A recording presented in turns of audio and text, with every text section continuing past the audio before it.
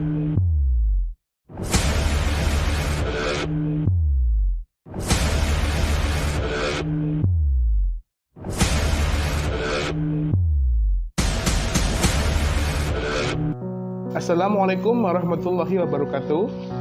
Kami dari kelompok 2 akan mempresentasikan tentang zakat, puasa, haji, dan umroh.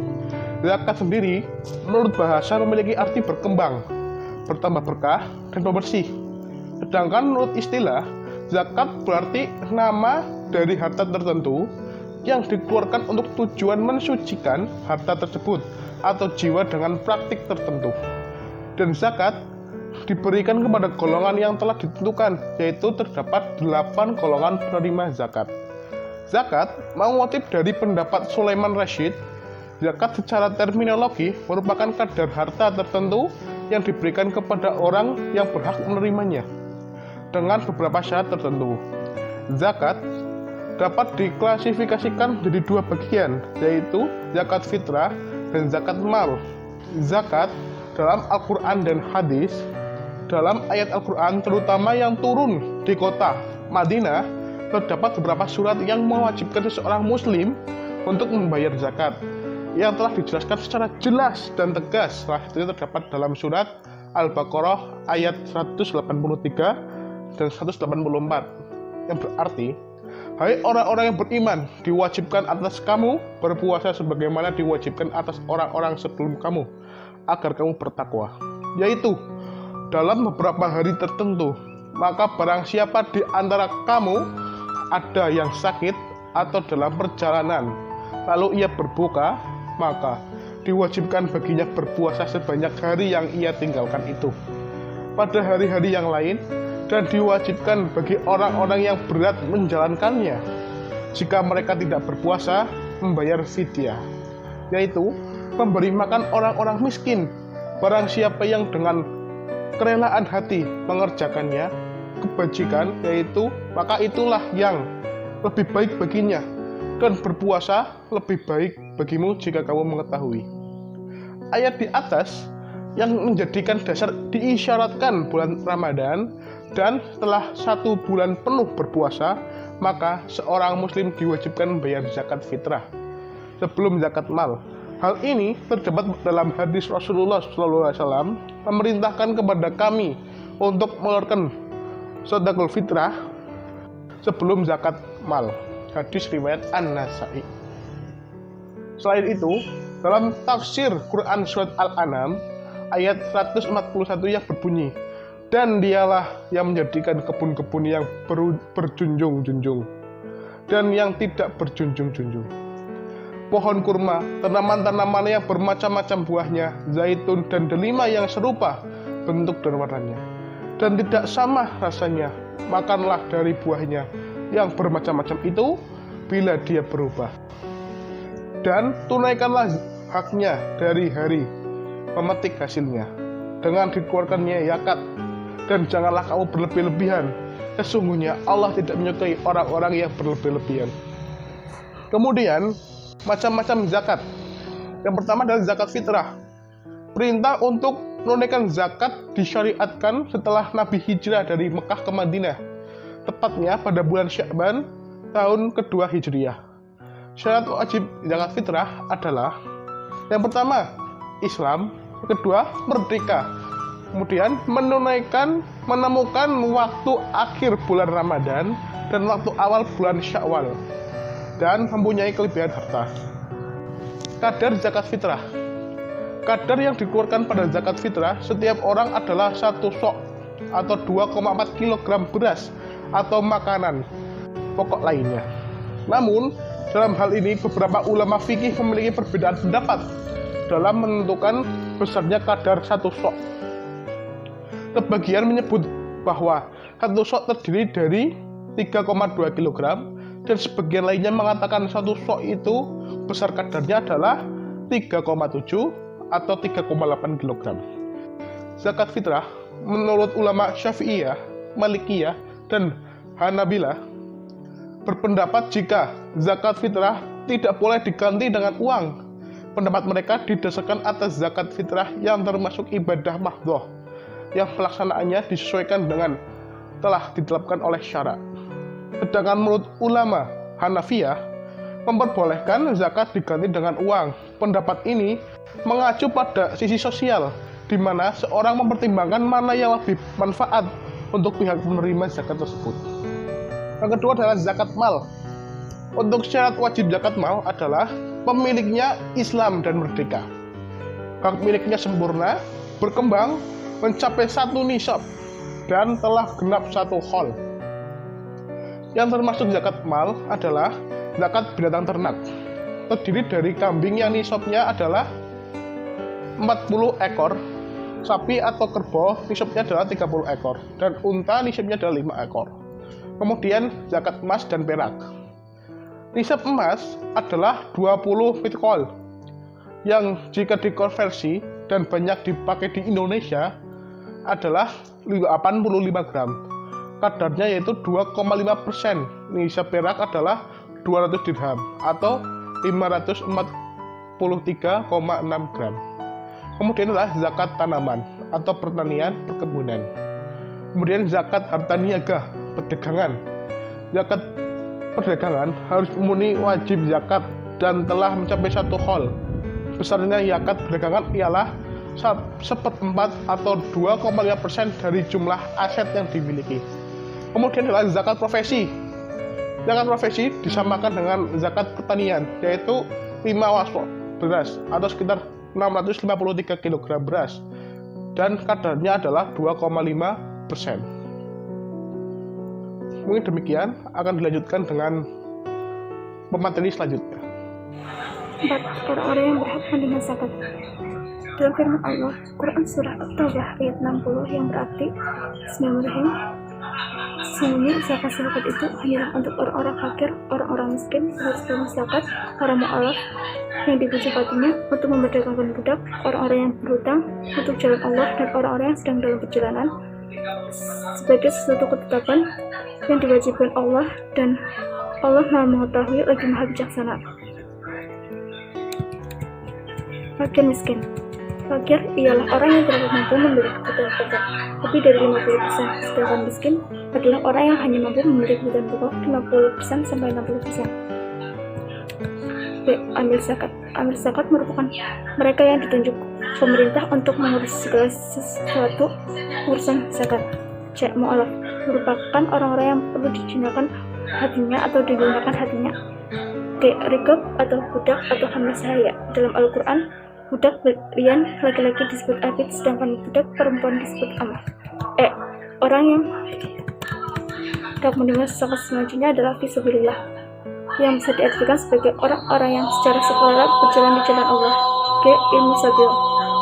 Jumhur ulama mengiaskan ibnu sabil dengan musyarah, yaitu orang-orang yang dalam menempuh perjalanan jauh dari daerah satu yang ke daerah lainnya dengan tujuan untuk memenuhi kebutuhan hidupnya atau tujuan yang tidak bertentangan dengan Islam. D. Puasa. Definisi puasa menurut syara ialah menahan diri dari segala sesuatu yang membatalkannya dari mulai terbit fajar hingga terbenam matahari karena perintah Allah semata-mata, serta disertai niat dan syarat-syarat tertentu. Syarat-syarat dan rukun puasa. Syarat puasa Islam mumazzis atau orang yang dapat membedakan yang mana yang baik dan mana yang buruk. Suci dari hadas dan najis. Bagi perempuan, puasa di hari yang diperbolehkan puasa. Syarat puasa yaitu berakal, balik, mampu atau kuat berpuasa dan mengetahui maksudnya bulan Ramadan. C. Rukun puasa adalah hal yang harus dilakukan atau wajib saat berpuasa. Yang pertama, niat. Yang kedua, menahan diri dari segala sesuatu yang membatalkan puasa. Hal-hal yang membatalkan puasa, batal puasa dan wajib qada, yaitu makan atau minum dengan sengaja, muntah dengan sengaja, keluarnya darah haid atau nifas, melakukan hubungan kelamin, 5. Istimna atau masturbasi, 6. Membatalkan puasa, niat puasa, 7. Makan minum atau melakukan hubungan seksual karena mengira matahari telah terbenam atau fajar belum terbit. D. Batal puasa, wajib qada dan membayar Kafarat itu apabila orang tersebut melakukan hubungan seksual dengan sengaja di siang hari saat bulan Ramadan. Kafarat sendiri adalah denda penebus dosa dalam bentuk 1. Memerdekakan hamba sahaya atau budak, dan jika tidak mampu puasa 2 bulan berturut-turut, dan jika tidak mampu lagi memberikan 60 fakir miskin makan, di mana masing-masing mendapatkan jatah 1 mud atau sekitar 600 gram. 4. Sunnah puasa. Yang dimaksud dengan sunnah puasa adalah segala perbuatan yang dianjurkan oleh Nabi Muhammad SAW disunahkan ketika sedang melakukan ibadah puasa. Di antaranya A. Makan sahur. Dari Anas radhiyallahu anhu, Rasulullah SAW bersabda, "Makan sahurlah kalian, karena sesungguhnya dalam sahur itu terkandung berkah." Hadis sahih riwayat Al-Bukhari dan Muslim. B. Mengakhiri sahur. Sahur atau memakan sesuatu di malam hari dengan tujuan memperkuat diri untuk dapat menjalankan ibadah puasa keesokan harinya, maka dianjurkan dengan mengakhirinya sebelum waktu subuh tiba. C. Menyegerakan buka puasa ketika waktu maghrib tiba. Diceritakan dari Sahal ibnu Sa'ad, Rasulullah SAW bersabda, "Manusia selamanya dalam kebaikan selama ia menyegerakan berbuka puasa." Hadis sahih riwayat Al-Bukhari dan Muslim. D. Membaca doa berbuka puasa. Membaca doa berbuka puasa sebelum membatalkan puasa itu perbuatan yang dianjurkan oleh Nabi Muhammad SAW. Sebagaimana sabdanya, diceritakan dari Ibnu Umar, Rasulullah SAW apabila berbuka puasa ia berdoa, "Wahai Tuhanku, karena Engkau aku berpuasa dan atas rizkimu aku berbuka, maka sirnalah rasa dahaga dan urat-uratku sekarang jadi basah, dan semoga pahala puasanya tetap kalau Engkau menghendaki." Hadis sahih riwayat Al-Bukhari dan Muslim. E. Berbuka dengan makan buah kurma atau meminum air putih. Buka puasa diawali dengan memakan buah kurma, dan apabila tidak menemukan buah kurma atau tidak memilikinya, maka dianjurkan untuk meminum air putih terlebih dahulu sebelum memakan makanan dan minum yang lainnya. F. Meninggalkan perkataan jelek dan jorok. Di saat menjalankan ibadah puasa, seorang muslim dianjurkan untuk tidak berkata-kata yang tidak bermanfaat, apalagi perkataan jelek dan jorok, semisal berbohong, menghina orang lain, menggunjing kejelekan orang lain, memfitnah orang lain, dan sebagainya. Dan apabila ia dicaci maki oleh orang lain, maka ia dianjurkan untuk mengatakan, "Saya sedang berpuasa," sampai 2-3 kali ucapan. Menurut Imam Nawawi dalam kitab Azkarnya, sedangkan menurut Imam Rafi'i, ia dianjurkan untuk mengatakan dalam hati saja sebagai pengingat agar tidak terpancing. 5. Macam-macam puasa. Puasa ditinjau dari hukumnya dibedakan menjadi 4 macam, yaitu puasa fardu atau wajib, puasa sunnah, puasa haram, dan puasa makruh. A. Puasa fardu atau wajib. Pertama, puasa Ramadan. 2. Puasa qadha. 3. Puasa nazar. Dan 4. Puasa kafarat, denda karena suatu pelanggaran. B. Puasa yang disunnahkan. 1. Puasa pada awal Syawal. 2. Puasa Senin Kamis. 3. Puasa Arafah pada 9 Zulhijjah. 4. Puasa Asyura tanggal 10 Muharram. 5. Puasa 3 hari setiap bulan Qamariyah tanggal 13, 14, 15. 6. Puasa Nabi Daud. 7. Puasa pada bulan Sya'ban. C. Puasa yang diharamkan. 1. Pada 2 hari raya. 2. Pada hari tasyrik. 3. Puasa khusus pada hari Jumat. 4. Puasa sepanjang masa. 5. Puasa pada hari yang diragukan. Dan 6. Puasa seorang istri tanpa izin suami pada saat selain puasa wajib. D. Puasa yang makruhkan. 1. Puasa pada hari Jumat saja atau hari Sabtu saja. 2. Puasa yang dapat membuat diri menderita. C. Pengertian haji dan umroh. 1. Pengertian haji dan umroh. Haji adalah mengunjungi Baitullah, Makkah atau Ka'bah dan sekitarnya untuk melaksanakan beberapa amalan ibadah dan dilaksanakan di waktu tertentu. Ibnu Al-Humam mengartikan bahwa haji adalah pergi ke Baitul Haram untuk menunaikan ibadah tertentu dan pada waktu tertentu. Para ahli fikih lainnya juga berpendapat bahwa haji adalah mengunjungi tempat tertentu dengan perilaku tertentu dan waktu yang sudah ditentukan. Adapun umroh menurut bahasa adalah ziarah, sedangkan menurut istilah adalah berziarah ke Ka'bah dan bertawaf di sekelilingnya, bersa'i antara Bukit Safa dan Marwah serta mencukur atau memotong rambut. Sedangkan menurut syara' adalah menziarahi Ka'bah, melakukan tawaf di sekelilingnya, bersa'i antara Safa dan Marwah, dan mencukur atau menggunting rambut dengan cara tertentu dan dilaksanakan kapan saja. Terima kasih. Selanjutnya, dasar hukum haji. Haji diwajibkan bagi seluruh umat Islam yang telah memenuhi syarat dan dilakukan sekali seumur hidup saja. Berbeda dengan orang yang sudah bernadar wajib melakukan haji, walaupun sebelumnya sudah melakukan haji. Dan hukum tersebut sudah tertera dalam Al-Quran dalam surat Al-Hajj ayat 27-28. Rasulullah SAW bersabda, "Hendaklah kamu bersegera mengerjakan haji karena sesungguhnya seseorang tidak akan menyadari halangan yang akan menintanginya." Hadis riwayat Ahmad.